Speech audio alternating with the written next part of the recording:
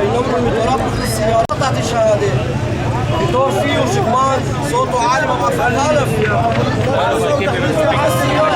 السياره يعني. خيوف قرار بو زعرانه ايه سرسري ايه شكمانه مزعج ام ندض قراري ام قراري بس اني كان رزقي واصل فام طوريه عمال هنا عسكر هنا فقير هنا ايه زعران ما زعران اف دفي بيقرتن ام ندض قراري انه ساعتها وخوش وام قراري انا بس ونجي يعني مجالي انه بدن فاي ايه نزعران ايه زعران وانا او بين قرتن او غم ناكس زعران ايه شكمانه مزعج ايه عالمي عاجز ايه زيادك برا وابقره نفقيره وايه مكتبه وانا قش رزقي واو زاروكي واي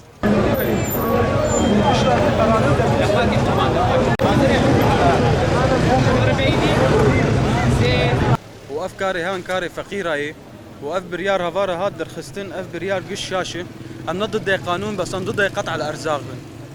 ام بهيفين جهوالا بلا في قراري بعدلين بلا ترخيص درخن بلا تشتكي تشيكن لانه ام ملتك فقيرا.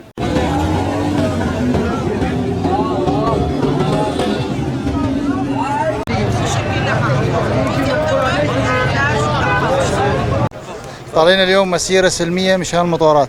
يعني مصدر رزقنا. احنا هسه انا عمري 35 سنه ما عندي صنعه بيدي، اذا مو المطور عايشني ما بي صنعه، واذا هسه بدي اطلع على شغل ثاني بدي واسطه اروح بيها، يعني اجي من القريه 20 كيلو متر او 35 كيلو متر مشان اشتغل دلفري، وبعدين ما يظل عندي واسطه اروح وارجع بيها، معناته اقعد بالبيت. يعني هالقرار هذا يعني غير صائب لنا، لانه احنا عمال على هالمطور، اذا ما نروح نرجع بالمطور يعني ما يظل ينقطع مصدر رزقنا. اما بالنسبه الختايره عم يعني يقضوا حوائجهم على المطور، يروحوا يجون ادويه على المطور، يعني واهل المحلات عم يروحوا يرجعوا على بالمطور، يعني ما يقدروا يركبوا تاكسي. يعني اذا بدي اروح على قناه السويس بدي احط 50,000 يعني الا اروح بدليفري ب 10,000 ليره، يعني ايوه احسن. يعني المطور اسلك انه للشعب كامل، اذا انقطع المطور يعني انقطع سبيل المعيشه للشعب كلها. راي قرار غير عادل، بدهم يطبقوا قرار على اصوله، خلي يطلعوا لنا ترخيص وضوابط. مع تطبيق القانون بس يعني مع انه منع القاصرين والمراهقين والعمر القاصر، يعني هذول فعلا اساءه يعني، بس احنا هذه كلنا هاي مصدر رزق،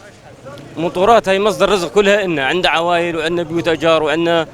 يعني عم نشتغل عليه سنتين ثلاث واربعه الحمد لله ما ضرينا، عم نخدم المواطنين ضمن القامشلي، عم نخدمهم نودي له توصيلات نودي له طلب نودي له اكل ادويه مستلزمات الاكثر لا اكثر ولا اقل، يعني مو ضارين بشيء احنا، يعني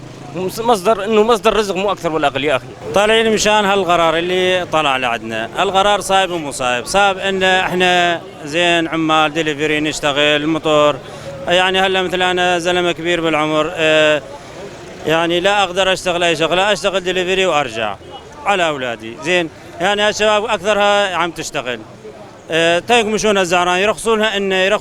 يرخصون الموتورات انه زين